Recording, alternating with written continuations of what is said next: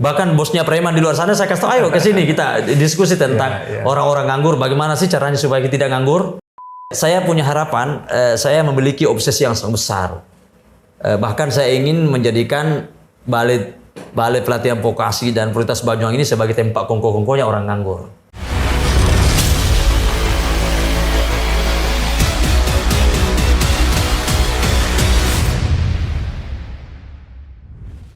Assalamualaikum warahmatullahi wabarakatuh. Waalaikumsalam warahmatullahi wabarakatuh. Kali ini saya berkesempatan mengunjungi Balai Pelatihan Vokasi dan Produktivitas Banyuwangi. Dan bersama saya, Bapak Arsyad Sarjana Agama Magister Pendidikan Islam. Selamat sore, Pak Arsyad. Selamat sore. Gimana kabarnya, Pak? Alhamdulillah sehat walafiat. Beliau ini sebelumnya apa masih menjabat, Pak ya? Ketua PWNU ya, Pak ya? Ya, saya saat ini juga masih melaksanakan tugas sebagai Ketua Tanfiziyah Pengurus Cabang Nahdlatul Ulama di Kabupaten Polewali Mandar, Provinsi Sulawesi Barat. Oh, PCNU Polewali Mandar. Benar. Berarti sering pulang ke Polewali Mandar, Pak? Sering, tapi itu tidak mengganggu tugas-tugas saya selaku Kepala Balai Pelatihan Vokasi dan Produktivitas Banyuwangi, karena tugas negara itu Senin sampai Jumat. Pak Arsyad di Banyuwangi memimpin balai ini sudah berapa lama, Pak? Saya baru bulan Maret saya masuknya di BPP Banyuwangi. Itu terhitung di saya dilantik di Jakarta tanggal 8 Maret dan efektif menjalankan tugas itu mulai di tanggal 13 Maret. Sebelumnya sebagai ASN di mana, Pak? Saya ASN di Kementerian Tenaga Kerja di Jakarta yang membidangi masalah instruktur dan tenaga pelatih. Oh, tenaga memang pelatihan. Sudah berkecimpung dalam vokasi sebenarnya, Pak ya? Ya, saya sudah lama berkecimpung di dunia vokasi, baik di swasta maupun di negeri. Baik. Ya. Pak Arsyad, Balai BPVP Banyuwangi ini kan cukup besar, Pak ya? Ini menaungi hanya Banyuwangi saja atau ada kabupaten lain yang menjadi bagian wilayah kewenangannya, Pak? Nah, ini perlu saya sampaikan kepada masyarakat umum, khususnya masyarakat Banyuwangi, bahwa keberadaan Balai Pelatihan dan Balai Pelatihan Vokasi dan Prioritas Banyuwangi ini sesungguhnya bukan milik Banyuwangi itu saja, akan tetapi meliputi 7 kabupaten kota yang ada di Provinsi Jawa Timur. Ya, mulai dari Kabupaten Pasuruan, kemudian Kabupaten Probolinggo, Kota Probolinggo, Situbondo, Bondowoso, Lumajang, Jember, dan bahkan Banyuwangi itu sendiri.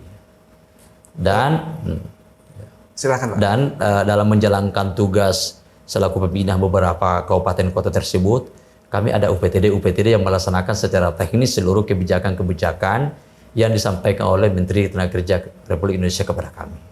UPTD itu tersebar di kabupaten-kabupaten tadi atau? Ada beberapa UPTD yang tersebar, tapi ada juga yang tidak memiliki UPTD. Tapi tetap kita melaksanakan secara kontinu karena pelatihan vokasi itu di bawah Kementerian Tenaga Kerja. Ini perlu saya sampaikan dalam forum ini bahwa ada yang dilaksanakan secara langsung melalui BPVP Banyuwangi itu sendiri. Ada juga proses pelatihan berbasis kompetensi yang dilaksanakan oleh BLKK. Ada juga pelatihan berbasis kompetensi yang dilaksanakan oleh LPKS. Ada juga yang dilaksanakan oleh UPTD itu sendiri. Sehingga secara menyeluruh itu bisa bekerja secara kolaboratif dalam mensukseskan pelatihan-pelatihan berbasis kompetensi. Oke. BPVP ini kan hal baru, Pak, sepertinya di masyarakat, Pak ya. Kita mengenalnya dulu namanya BLK, Pak. Nah, Bala dan Kerja. Itu sudah mulai zaman Orde Baru, Pak ya. Betul. Sampai kemarin. Betul. Itu bagaimana sejarah transformasinya, Pak? Nah, karena kayaknya susah diucapkan ya BPVP gitu ya. Betul. Terutama lidah-lidah Sunda itu agak berat. Ya. Jadi perlu saya menyampaikan bahwa di bawah kepemimpinan Bu Ida Fauzia selaku Menteri Ketenagakerjaan Republik Indonesia itu melakukan sebuah terobosan yang sangat besar dengan keputusan Menteri nomor 38 tahun 2022 tentang 9 lompatan Kementerian Ketenagakerjaan. Permenaker 38 tahun 2020 ini menjadi haluan besar Menteri Ketenagakerjaan yang dipimpin oleh Bu Ida untuk melakukan kebijakan-kebijakan yang bersifat strategis. Salah satu di antara 9 lompatan itu adalah transformasi BLK menjadi Balai Pelatihan Vokasi dan Produktivitas. Tahun berapa itu? Tahun 2022. Itu salah satu 9 lompatan yang digagas oleh Bu Ida Fauzia pada saat beliau menjadi menteri, dan itu menjadi sebuah kebijakan yang strategis dan itu dilaksanakan di seluruh Kementerian Ketenagakerjaan Republik Indonesia dari 21 BVVP dulu BLK Iya. itu bertransformasi menjadi Balai Pelatihan Vokasi dan Produktivitas. Jadi bukan lagi BLK namanya, ya, tapi sudah berubah menjadi Balai Pelatihan Vokasi dan Produktivitas. Jadi ada penambahan produktivitas itu Ya. Pak ya, sebagai impact dari Ya. pelatihan vokasinya tadi Oke. Pak. Kalau dulu kan hanya latihan kerja, LLT kerja. impact-nya kan tidak menjadi hal yang fokus kan begitu. Mungkin Betul. begitu atau gimana Pak? Nah, ada hal yang mendasari yang menjadi prinsip kenapa harus bertransformasi, ya. Kenapa bertransformasi dari BLK menjadi Balai Pelatihan Vokasi dan Prioritas? Itu bukan semata-mata cuma mencari tren yang baru, bukan. Ya. Tetapi itu menjadi tuntutan zaman bahwa seorang pencari kerja, tuntutan zaman dengan dulu dan sekarang itu beda. Betul. Sehingga proses pelatihan berbasis kompetensi itu harus melakukan inovasi-inovasi yang berkaitan dengan tuntutan zaman, yang berkaitan dengan kebutuhan industri, yang berkaitan dengan kebutuhan usaha. Sehingga program pelatihan yang berbasis kompetensi yang dilaksanakan di seluruh balai itu orientasinya adalah orientasi untuk menciptakan sumber daya manusia yang siap kerja. Kami memberikan skill, kami memberikan keterampilan kepada mereka-mereka pencari kerja yang kami latih agar output dan outcome-nya itu setelah mereka selesai mengikuti pelatihan berbasis kompetensi, mereka bisa terserap masuk ke dunia kerja dengan bekal skill dan keterampilan yang dimiliki pada saat setelah selesai melakukan pelatihan berbasis kompetensi yang kita laksanakan. Nah, kaitannya dengan proses perubahan zaman dan proses kebutuhan industri. Kalau dulu kan BLK kan tidak mengandung nilai inovasi, dia berjalan apa adanya saja. Sehingga oleh Bu Menteri beserta dengan tim Kementerian Tenagakerjaan melihat bahwa memang sudah saatnya untuk dilakukan transformasi. Ya, karena dulu zamannya zaman manual, sekarang sudah zamannya zaman era teknologi dan komunikasi, era digitalisasi. Sehingga tuntutannya itu adalah seluruh peserta berbasis kompetensi mesti orientasinya adalah orientasi siap kerja gitu. Hal baru apa Pak yang membedakan BPVP dengan BLK Pak? Ada beberapa hal yang mendasari dan hal-hal yang baru. Dulu kan orientasi pengetahuannya itu masih bersifat manual kan? Iya. Ya, sekarang aja BLK yang kita lihat termasuk BLKK pemerintah daerah itu masih peralatannya aja Pak. Sampai hari ini masih ya dari itu beberapa puluh tahun yang lalu itu masih itu yang digunakan saat ini. Iya, betul. Itu artinya tidak bertransformasi.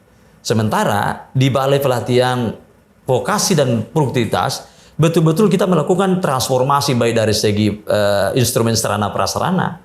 Coba kalau Bapak mau lihat di workshop yang telah kita bangun bersama dengan Austria, jurusan pariwisata dan las, Anda akan melihat peralatan-peralatan yang sangat canggih yang ada di sana.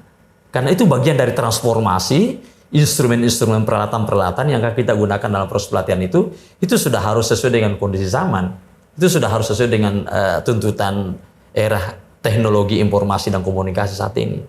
Biasanya dulu kan kita tidak punya alat peralatan-peralatan yang canggih, masih bersifat manual. Dari tahun ke tahun. Dari tahun ke saya begitu-begitu aja. Bahkan istilahnya peralatan yang dimiliki oleh BLK kayak dulu usianya peralatan itu lebih tua daripada saya. Ya. Usia saya sekarang ini 52 tahun. Tapi masih peralatan-peralatan itu tuh yang masih digunakan oleh mereka. Tapi di BPVP, di Balai Pelatihan Vokasi dan Prioritas itu semua sudah bertransformasi.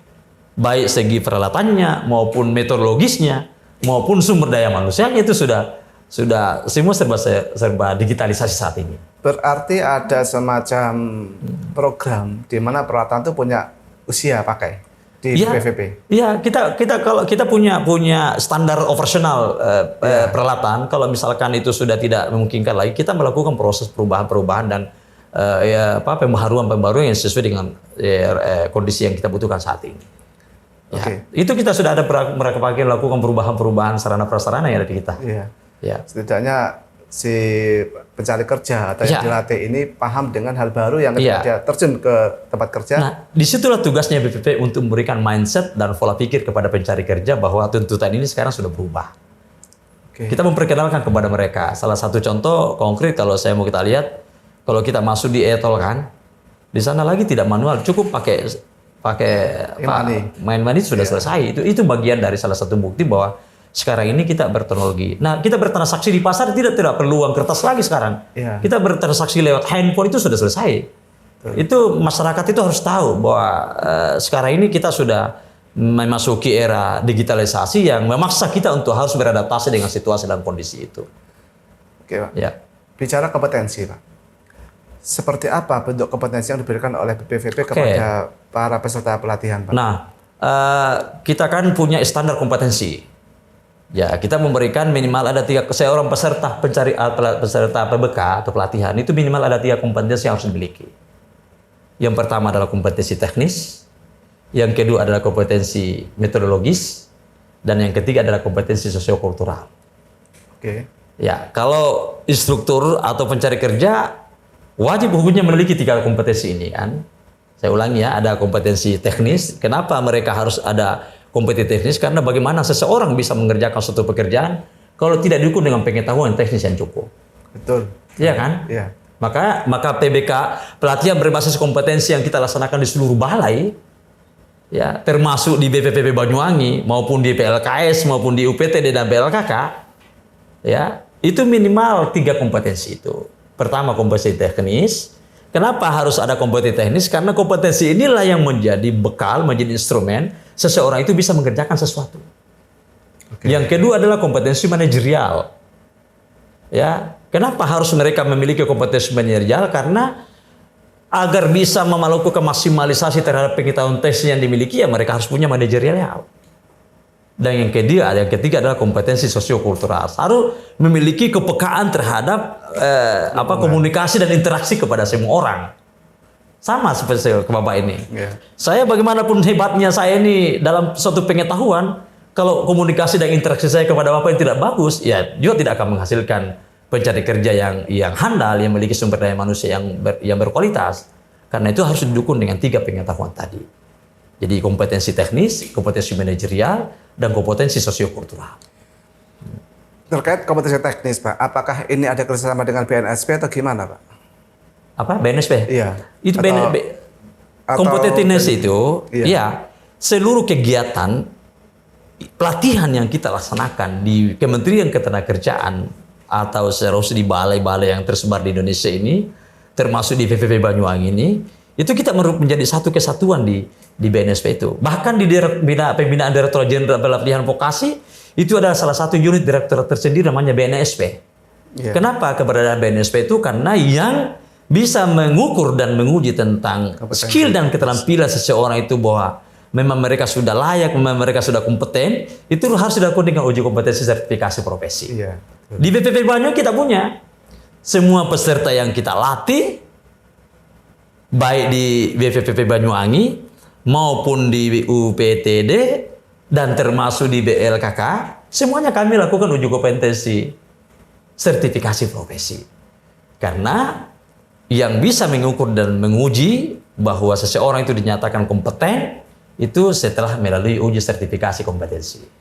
Gitu, Pak. Oke. Ini bicara kompetensi teknis, Pak ya. Oke. Kan tidak hanya BPVP yang bisa melakukan itu kan. Oke. Tadi ada BLKK, ada apa LSP, Pak ya? LPKS. LPKS ya. Iya. Kalau LSP itu enggak masuk sini, Pak ya? Masuk, dia bagian dari kita. Makanya saya katakan tadi bahwa di Direktorat Pembinaan Pelatihan Vokasi dan Prioritas, ini salah satu Direktorat Jenderal. Iya. Salah satu unit yang terdapat di dalam Direktorat Jenderal Pembinaan Pelatihan Vokasi itu adalah BNSP. Karena yang punya legitimasi, yang memiliki legisi untuk menyatakan seseorang kompeten atau tidak, yaitu BNSP itu. Ya. Nah, kalau di BNSP itu ada perpanjangan tangannya di balai-balai itu. Ya. Ada perpanjangan tangannya namanya BNSP. Ya. Jadi LSP, Lembaga Sertifikasi Profesi. Di kita ada. Makanya di setiap paket PBK yang kita laksanakan, sebelum mereka selesai melakukan PBK, itu ada uji kompetensi.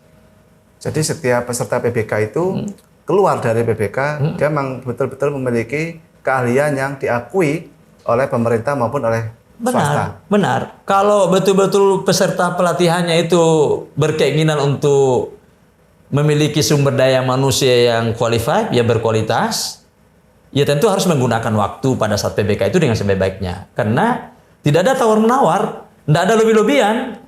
Tidak ada komunikasi yang dibangun antara struktur, antara asesor dengan peserta. Kalau memang mereka tidak layak dan mereka tidak kompeten, ya tidak diberikan sertifikat kompetensi. Makanya di PBK kita ada 2 sertifikat, Pak. ada 2 sertifikat yang kami keluarkan. Oke. Di BPPB Banyuwangi ini. Yang pertama ada sertifikat peserta pelatihan.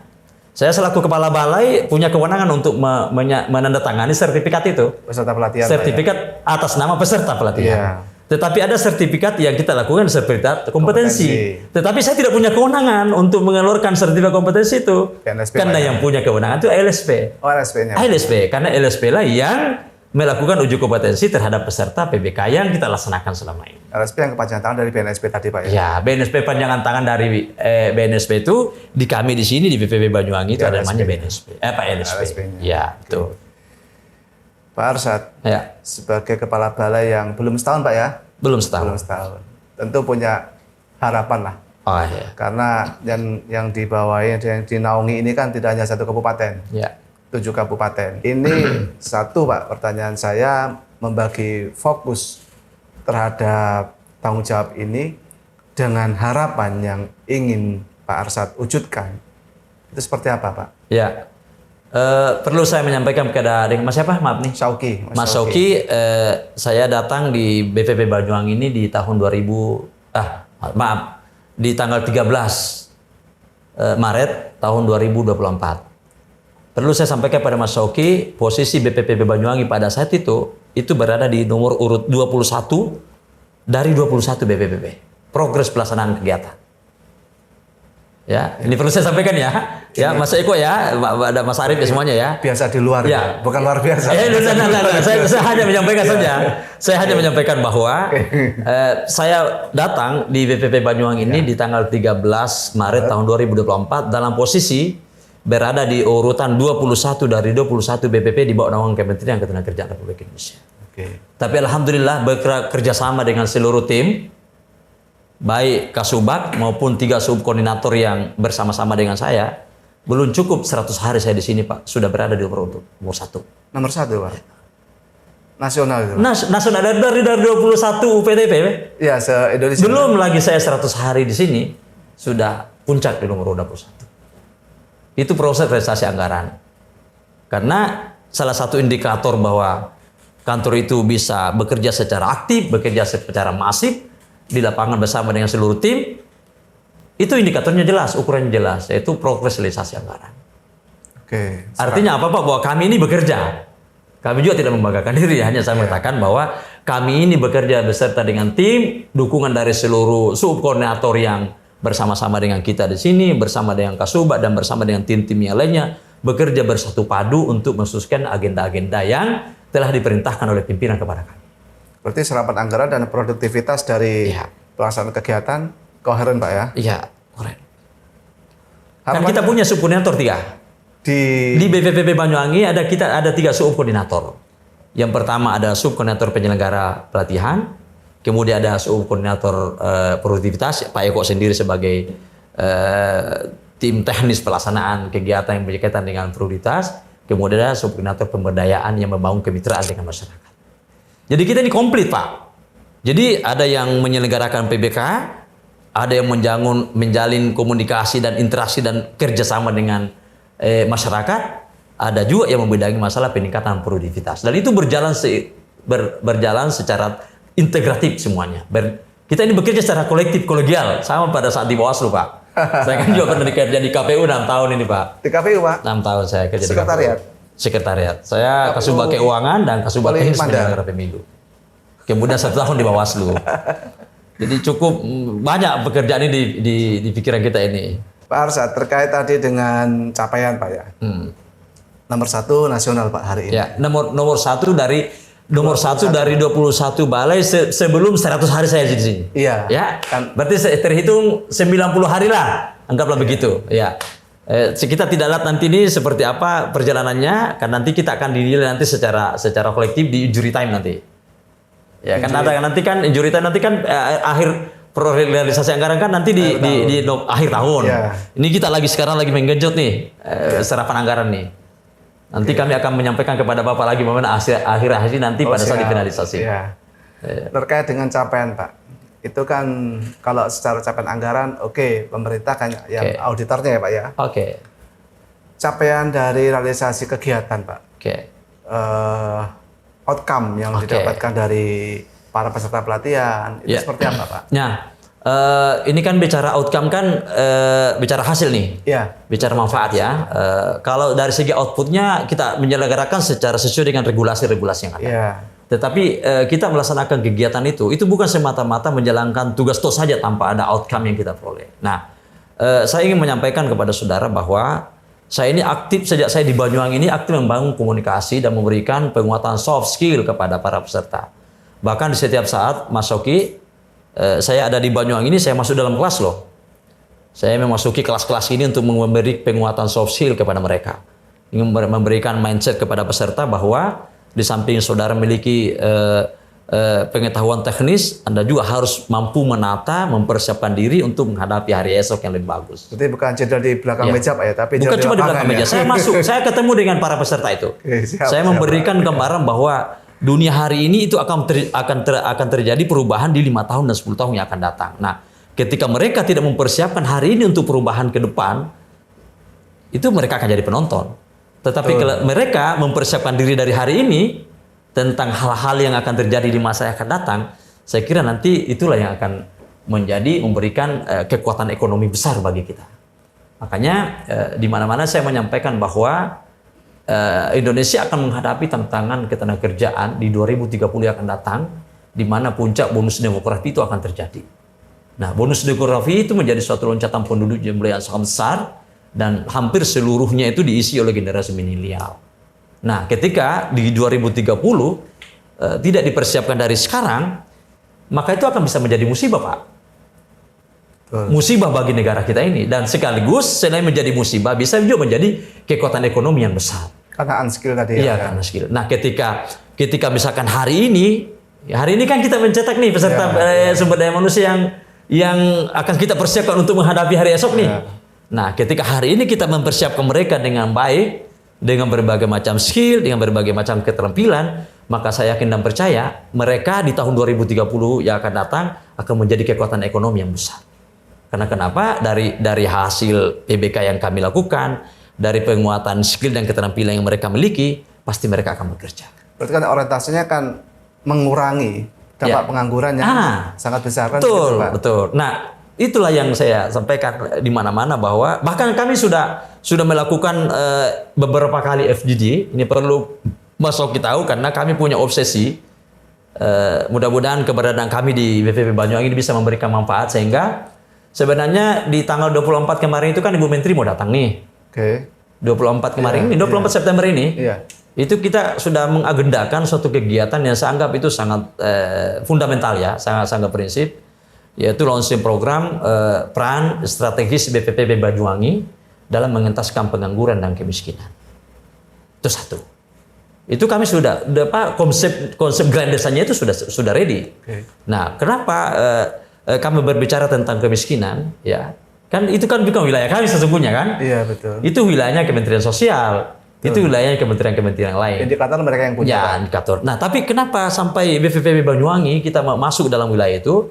Karena kami berpendapat bahwa terjadinya kemiskinan, ya, terjadinya kemiskinan ekstrim dalam satu wilayah itu ada sebab. Misalkan saya ini menjadi orang yang miskin, bukan karena miskin karena tidak apa-apa, bukan karena miskin langsung karena tidak apa-apa. Itu ada penyebabnya. Nah, penyebab orang miskin itu, ya kalau kita lihat dari hulu ke hilir ya, orang miskin itu penyebabnya karena mereka tidak bekerja. Iya kan Mas Oki? Iya, betul. Nah, seseorang tidak bekerja juga punya sebab. Ya kan? Penyebabnya mereka tidak bekerja, ya karena mereka tidak punya keterampilan dan skill. Mereka tidak punya pengetahuan, mereka tidak punya keterampilan, mereka tidak punya skill. Karena mereka tidak punya pengetahuan, mereka tidak punya skill, mereka tidak punya keterampilan, ya menyebabkan mereka nganggur. Ya, karena mereka nganggur, ya tidak bekerja. Ya tidak bekerja, otomatis menjadi orang yang miskin. Nah, ini BPPP ini masuk untuk memberikan penguatan pelatihan berbasis kompetensi kepada mereka agar kita memberikan penguatan pengetahuan, memberikan skill, dan memberikan keterampilan. Tugas kami di situ. Karena kami berkeyakinan setelah seseorang itu mereka pengetahuan, memiliki skill, memiliki keterampilan, dengan modal skill dan keterampilan mereka, pasti mereka bekerja. Dan mereka bekerja, pasti mereka punya pendapatan. Dan mereka punya pendapatan, pasti bisa terhindar dari kemiskinan. Makanya saya biasa bercanda dengan teman-teman, Mas Soki, ya, dengan teman-teman yang lain. Ini kita punya obsesi yang besar, membuat orang lepas dari kemiskinan, meskipun kita ini masih kategori orang miskin, ya. Atau kita punya obsesi besar menjadikan orang lain kaya, meskipun kita juga ini tidak kaya raya, kan gitu. Ya. Tapi paling tidak proses pelatihan yang berbasis kompetensi yang kita lakukan bisa membantu mereka agar terhindar dari pengangguran dan kemiskinan. Nah, pertanyaan di masyarakat mungkin Pak ya, ketika BPVP Banyuwangi punya obsesi seperti itu, dan mereka-mereka yang mungkin hari ini pengangguran, mungkin hari ini berada di bawah garis kemiskinan atau mungkin dalam batas garis kemiskinan, untuk mengakses ke sananya itu seperti apa Pak? Caranya Pak? Baik, ini saya katakan tadi bahwa kita ini sudah berapa kali melakukan FGD. Itu dengan siapa Pak? Ya, kita melakukan dengan pertama kita melakukan dengan para kepala UPTD. UPTD, Unit Pelaksana Teknis Daerah. BPVP. Iya, BPVP orang BPVD ya. Yang dituju kabupaten. Kita mengundang ormas ya. Oke. Bahkan dalam launching program itu sesungguhnya kita sudah punya grand design itu mengundang para bupati dan mereka sudah siap hadir. Tim kami sudah turun, Pak. Bupati yang di dalam wilayah. Iya, wilayah BPP Banyuwangi yang saya sebutkan tadi. Tim kami sudah turun semua ke daerah binaan.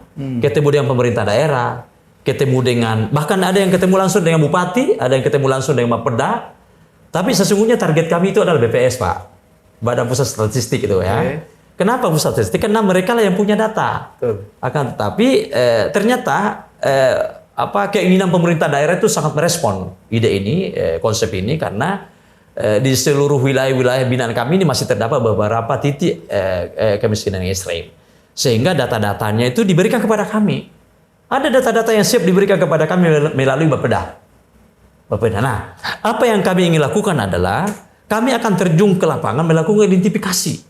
Misalkan di Banyuwangi ini, setelah Bapeda Banyuwangi memberikan data kepada kami bahwa Pak Arsad, di desa ini terdapat orang nganggur loh. Kami akan coba mendatangi mereka. Kami akan menyampaikan mereka bahwa di kami ini ada paket pelatihan berbasis kompetensi yang bisa membantu saudara-saudara agar terhindar dari kemiskinan. Top down Pak ya? Iya, top down. Bahkan sekedar rumah si Mas Soki, bosnya preman, saya sudah masuki di sini. Di Muncar? Di Muncar, saya sudah ketemu dengan bosnya preman. Saya malah minta bosnya preman, ayo tunjukkan kepada saya preman-preman yang selama ini nganggur. Dilatih kerja. Ayo kita masuk dalam. Saya ajak ke sini untuk ikut. Bukan berarti jadi preman lagi. Jadi saya ajak mereka ke sini agar bisa mendapatkan. Kita ini kan tidak menjanjikan pekerjaan kepada mereka, karena kita ini tidak. Tapi kita ini memberikan informasi kepada mereka. Kita ini memberikan skill kepada mereka, karena mudah-mudahan dengan skill dan keterampilan yang mereka miliki, mereka tidak preman lagi. Dengan modal komputer, dengan modal menjahit, dengan modal las yang mereka miliki, saya yakin dan percaya mereka bisa kerja. Kan di luar itu kan biasanya kan masyarakat tanya BRK Pak ya. Iya. Dan mungkin banyak BRK di luar ya. Yang sifatnya komunitas tadi itu. Kaitan tadi yang saya sampaikan. Untuk mengakses informasi bahwa ini ada pelatihan yang cocok dengan diri saya. Atau mungkin ini saya butuh untuk ini di BPVP itu seperti apa Pak? Agar mereka tahu atau mereka bisa mengaksesnya. Nah, jujur saja ya Mas Soki ya. Ternyata saya mendapatkan beberapa informasi dari masyarakat. Kan ini tidak semua baik nih. Banyak juga yang tidak baiknya. Salah satu di antara tidak baiknya itu adalah ternyata masyarakat ini secara keseluruhan di Banyuwangi ini belum mengetahui, belum mendapatkan akses informasi tentang apa sih itu BPVP Banyuwangi itu. Betul. Saya aja Pak kemarin di masjid, kan saya sudah khotbah di sini, saya sudah dikasih panggung untuk sosialisasi. Ternyata di Muncar ini masih ada yang tidak tahu tentang eksistensi keberadaan Balai Pelatihan Vokasi. Apalagi Kabupaten Banyuwangi. Apalagi Kabupaten Banyuwangi. Apalagi Probolinggo dan Lumajang. Apalagi. Nah, tetapi paling tidak, makanya saya menyampaikan kepada teman-teman, ayo kita memberikan informasi seluas-luasnya kepada masyarakat. Dan alhamdulillah tim kita ini sudah bekerja, sudah menyampaikan. Ya, tidak apa-apa, yang penting secara pelan. Tapi ada hotline mungkin Pak? Ada, kita juga punya media sosial. Tapi media sosial itu ya namanya pencari kerja kan. Kan mereka ini terkadang ini pencari kerja mau stimulan kan. Hari ini dapat informasi, hari ini mereka dapat. Kan itu sementara dia tidak paham bahwa di sini ada proses. Nah, kita ini punya media sosial yang bisa memberikan akses informasi kepada masyarakat yang berkeinginan. Bukan cuma itu, bahkan itu kios siap kerja itu kita buka jam kerja untuk bisa mendapatkan akses informasi tentang keberadaan BPVP Banyuwangi ini.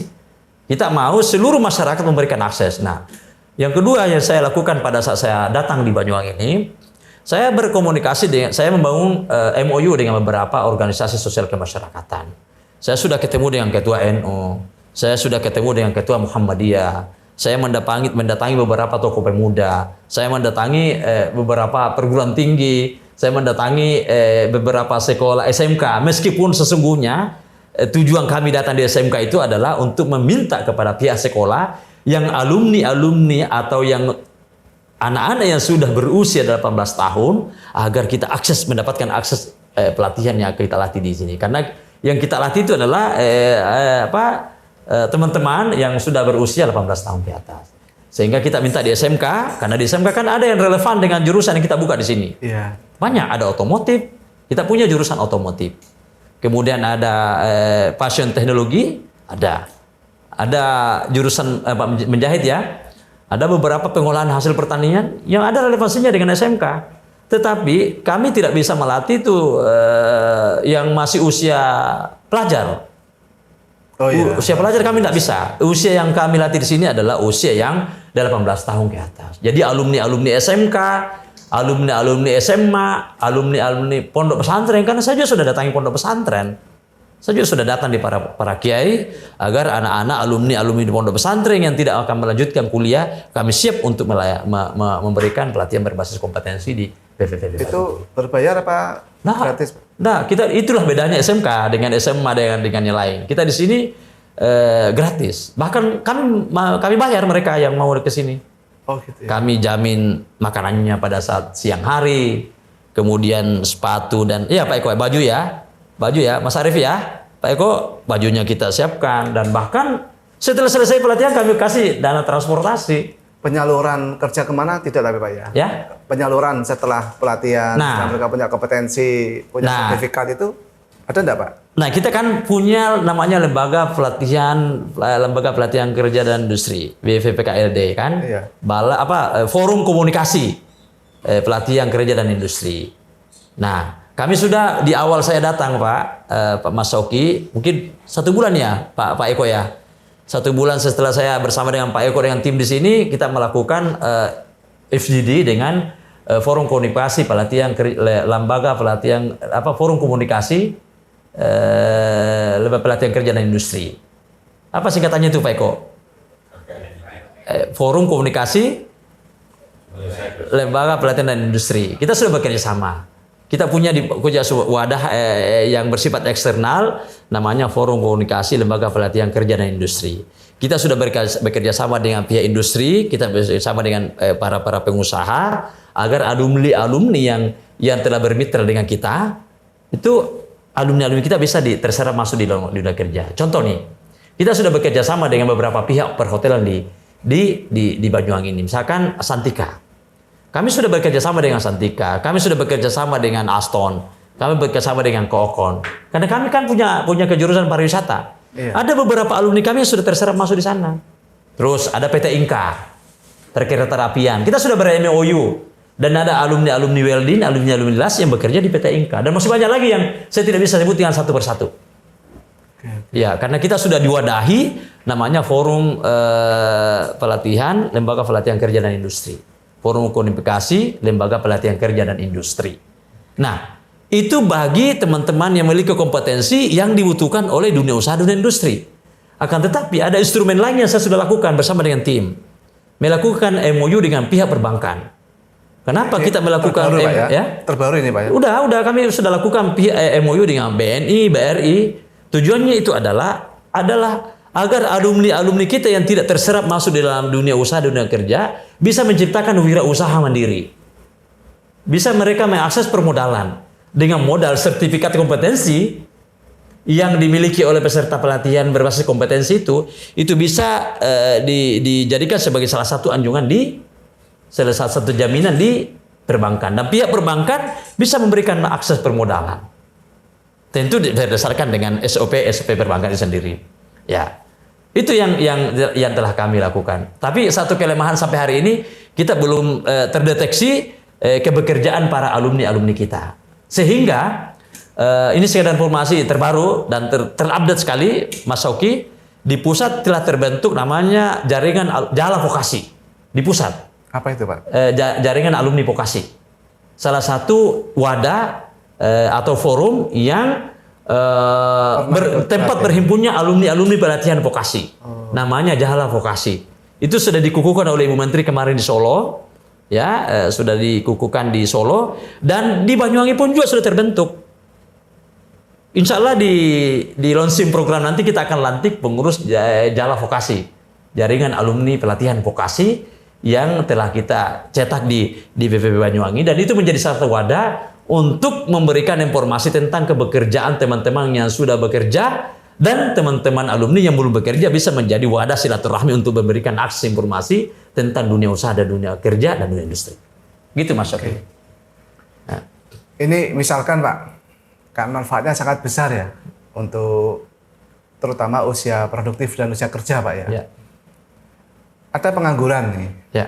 yang menonton tayangan ini gitu Pak ya. Dan mereka berharap dapat pembekalan atas apa yang diharapkan, capaian pekerjaan, atau mereka punya impian ingin menjadi sederhana lah, tukang las yang punya kompetensi. Itu tiba-tiba datang ke kantor ini, cukup Pak saya butuh pelatihan gitu, bisa nggak seperti itu Pak? Atau gimana prosedurnya Pak? Kalau seperti itu saya terima, kita terima, tidak ada masalah. Tidak ada masalah. Ini ada Mas Arif nih yang membidangi masalah siap aplikasi siap kerja. Ada beberapa orang yang datang ke saya, datang kepada saya, Pak, tolong kami ingin mendapatkan akses pelatihan di sini. Oke, silakan kami terima. Tapi saya tetap membawa, bahkan saya panggil Mas Arif di ruangan saya. Mas Arif, ini loh calon pekerja nih yang ingin mendapatkan akses informasi pelatihan di kita. Ayo masukkan dia dalam aplikasi siap kerja, karena kita ini punya aplikasi siap kerja. Semuanya bisa dapat, baik mengakses informasi secara online maupun secara manual datang di sini, tetap kami terima secara personal. Namun demikian kami alihkan masuk di aplikasi siap kerja yang telah kita punya. Soalnya kan begini Pak, tidak semua BLKK itu free kan gitu kan. Ada BLKK itu yang kadang mengenakan semacam biaya, ya tidak banyak memang. Tapi tidak semua orang punya mindset bahwa pelatihan itu harus free seperti itu Pak ya. Jadi beberapa, mohon maaf, ini kita akan bicara mengentaskan pengangguran dan kemiskinan. Pengangguran yang notabene mungkin secara ekonomi di bawah garis kemiskinan, dan mungkin menonton tayangan ini ketika dia tahu bahwa di BLKK itu atau mungkin di ada LKP juga Pak ya? Ada LKP itu apa? LPKS. LPKS ya. LPKS, Lembaga Pelatihan Kerja dan Swasta. Iya, mungkin di sana mereka harus mengeluarkan uang dan sebagainya. Mereka langsung datang ke sini ke Muncar ini karena kan di sini sudah gratis, sudah difasilitasi, dikasih transport kan gitu. Nah, kalau di bawah binaannya kami itu tidak ada bayar-bayar, semua gratis. BLKK maupun BLKK, LPKS, tetapi LPKS itu terbatas. Maksudnya ada LPKS yang mengakses Bamprok ke kita. Kan kemarin ini kan ada Bamprok nih. Ada bantuan yang kita keluarkan untuk LPKS. Dan ketika mereka diberikan bantuan program terhadap LPKS tersebut, mereka tidak akan meminta kontribusi pembayaran ketika Bamproknya itu bersumber dari kita. Ya, ada beberapa paket yang telah kita sampaikan, ada bantuan program pelatihan di Lembaga Pelatihan Kerja dan Swasta yang kita berikan bantuan programnya, dan ketika mereka merekrut peserta pelatihan berbasis penelitian yang bantuan programnya dari kita, itu mereka tidak bayar. Tetapi saya tidak tahu kalau misalkan LPKS yang melaksanakan secara swasta memungut itu di luar dari pengetahuan kami. Tetapi ketika bantuan program yang kami lakukan dan itu mengakses merekrut peserta, itu tidak berbayar. Sama dengan BLKK. Kita punya bantuan program BLKK di tahun ini 97 BLKK di BPPB Banyuwangi. Maksudnya binaan BPP Banyuwangi. Kabupaten tadi Pak ya? Di 7 kabupaten kota. Dan kami sebar di seluruh binaan sebanyak 97 BLKK itu, dan tidak berbayar. Karena semua anggarannya itu bersumber dari kita. Ya, bahkan mereka dibayar setelah mereka, bukan dibayar, dikasih transportasi pulang itu. Tapi semua BLKK itu juga ada reportnya ke BPVP Pak? Maksudnya report di mana? mereka dalam melakukan kegiatan ini itu apa langsung ke Kemenaker atau gimana? Nah, ada pertanggungjawaban anggaran juga kan? Anggarannya itu kan bersumber dari Kemenaker yang dititipkan di kita. Oke. Tapi kita yang memberikan ke BLKK. Tapi mereka melaksanakan paket program pelatihan berbasis kompetensi di BLKK sesuai dengan jurusan dan kejuruan yang terdapat di BLKK itu. Oke. Oke, Pak. Oke. Terakhir Pak, harapan Pak Arsyad terhadap Ya. usia kerja yang sampai hari ini masih bingung kerja gitu. Nah, Seperti apa, Pak? ya saya punya harapan, saya memiliki obsesi yang sangat besar. Bahkan saya ingin menjadikan balai pelatihan vokasi dan prioritas Banyuwangi ini sebagai tempat kongko-kongkonya orang nganggur. Ya, saya mau kalau semakin banyak orang yang nganggur ke sini itu semakin bagus. Kenapa? Karena kami ini adalah satu wadah di mana kami akan memberikan akses informasi. Ya, ini penting loh. Ini di desa Kedungrejo Pak ya? Ya, Kan di desa Kedungrejo, Kecamatan Muncar ya? semuanya, bukan cuma muncul aja. Kalau mau datang kan ke sini, Pak. Silakan. Iya. Saya silakan. Ayo jadikan BPP Banyuwangi sebagai tempat kongko-kongko. Bahkan bosnya preman di luar sana saya kasih tahu, ayo ke sini kita diskusi tentang orang-orang nganggur. Bagaimana sih caranya supaya kita tidak nganggur? Kami tidak punya kewenangan kuasa untuk memberikan pekerjaan kepada mereka karena kita ini bukan pemberi pekerja kepada mereka. Tetapi kami bisa memberikan akses informasi, kami bisa memberikan layanan pelatihan, kami bisa memberikan pelatihan berbasis kompetensi agar dengan kualitas, dengan skill dan keterampilan yang mereka miliki, insya Allah pasti mereka akan diterima di dunia kerja dan industri. Iya. Saya yakin itu. Karena memang Kementerian Ketenagakerjaan itu atau Balai Pelatihan Vokasi dan Potensi adalah tempatnya orang curhat, tempatnya orang untuk mencari informasi yang berkaitan dengan ketenagakerjaan dimanapun dia berada. Kami siap untuk itu. Kami siap memberikan layanan informasi. Kami siap memberikan paket pelatihan berbasis kompetensi karena obsesi kami adalah bagaimana betul-betul outcome yang didapatkan dari PBK itu bisa mengeluarkan mereka dari kemiskinan, alias nganggur dan tidak bekerja. Kan gitu kan? Nah, satu lagi Mas Oki, yang saya mau launching ini kan ada 2 nih program yang kita akan laksanakan di 2025. Saya mengharapkan dukungan teman-teman media untuk tahun depan awal. Iya, tahun depan. Ini grand design-nya sudah siap nih. Oke, Pak. Jadi konsep dasarnya sudah siap. Tinggal kita action ini. Iya. Yang kedua itu adalah peran strategis BPPB Banyuwangi ini dalam menciptakan, mewujudkan santri dan pemuda multitalent. Ya. Itu seperti apa, Pak? Nah, rencana aksinya. rencana aksinya ya, bukan lagi rencana aksinya ya. Iya. Aksinya adalah bagaimana kita mewujudkan santri yang memiliki pengetahuan, memiliki skill di luar dari pengetahuan yang diketahui di pondok. Oke. Karena obsesi saya juga kebetulan orang pondok ini, Pak. Iya. Saya terlahir dari pondok pesantren. Nah, kalau di pondok kan mereka itu ahli ngaji, Pak. Iya. Mereka ahli tahlilan, mereka ahli salawatan, mereka ahli dalam hal ibadah. Tapi berkaitan dengan teknologi dan informasi itu masih sangat banyak yang ketinggalan. Sehingga melalui dengan akses pelatihan berbasis kompetensi yang kami laksanakan di BLKK yang notabene-nya hampir seluruhnya berbasis pondok pesantren, tapi tidak seluruhnya, ada juga komunitas-komunitas yang lain. Itu tujuannya adalah untuk memberikan akses pelatihan berbasis kompetensi selain yang mereka pelajari di pondok selama ini. Jadi kita mau menciptakan santri yang multi Talent. ngaji bisa, salawatan bisa, tahlilan bisa, khutbah bisa, dan begitu dihadapkan dengan teknologi seperti teknologi informasi dan komunikasi mereka juga bisa. Tentu sesuai dengan jurusan BLKK yang ada di pondok pesantrennya. Contoh, ya, gimana, contoh nih, di pondok pesantren kita ini ada salah satu pondok pesantren yang mengelola BLKK Balai Pengolahan Hasil Pertanian, cara pembuatan kue dan roti. Mereka setelah selesai salawatan, mereka setelah selesai ngaji, mereka selesai yasinan. Siang harinya itu mereka berlatih tentang bagaimana cara membuat kue, bagaimana caranya mengolah kue, dan setelah itu setelah mereka mengetahui bagaimana caranya mengolah kue, dari hasil pengetahuan mengolah kue itu bisa menjadi distributor kue di supermarket, di minimarket dan sebagainya. Satu. Yang kedua menjahit. Kita punya santriwati banyak.